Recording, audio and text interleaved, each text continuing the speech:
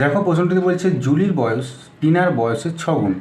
আগামী 20 বছর পরে জুলির বয়স টিনার বয়সের দ্বিগুণ হবে, তাহলে বর্তমানে জুলির বয়স কত? চারটে অপশন দেওয়া আছে, তোমরা দেখতে পাচ্ছ। তো এই প্রশ্নটি কোনটি সঠিক উত্তর হবে আমরা এখন দেখব। তো আমরা যদি এখানে প্রথমে যদি আমরা একটা জুলি বলে ধরে রাখি যে, এবং টিনার জন্য আমরা টি যদি ধরি, তাহলে দেখো জুলির বয়সটা টিনার বয়সের 6 গুণ। তার মানে টিনার বয়স যদি এক্স হয়, তাহলে জুলির বয়সটা বর্তমান বয়সটা কত হবে না, 6 তার 6 গুণ যেহেতু। আচ্ছা, আগামী 20 বছর পরে মানে এখন থেকে যে 20 বছর পরে, তখন তাহলে জুলির বয়সটা কত হবে না, তখন হবে 6x প্লাস 20 বছর, এবং টিনার বয়সটা তখন হবে এক্স প্লাস 20 বছর। ঠিক আছে, বলছি দেখো 20 বছর পরে জুলির বয়সটা টিনার বয়সের দ্বিগুণ হবে, মানে এই যে জুলির বয়সটা এটা কি হবে না, এটা হচ্ছে টিনার বয়সের দ্বিগুণ হবে।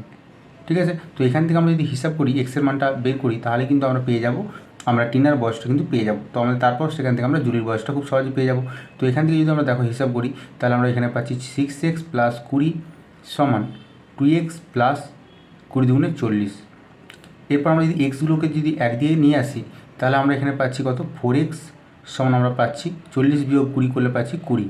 তার অর্থ হচ্ছে এক্স সমান আমরা পেয়ে যাচ্ছি 20/4 সমান হচ্ছে 5। তাহলে এক্সের মান কত পেলাম না, 5 পেলাম। তাহলে দেখো টিনার বর্তমান বয়স হচ্ছে 5 বছর, এবং আমাদের জানতে ইচ্ছে জুলির বর্তমান বয়স কত। তার মানে জুলির বর্তমান বয়স হচ্ছে 6x, মানে 6 × 5, মানে জুলির বর্তমান বয়স হচ্ছে 30 বছর। ঠিক আছে, তো সঠিক উত্তর হয়ে গেল অপশন নাম্বার সি, 30। আশা করছি তোমরা বুঝতে পেরেছো।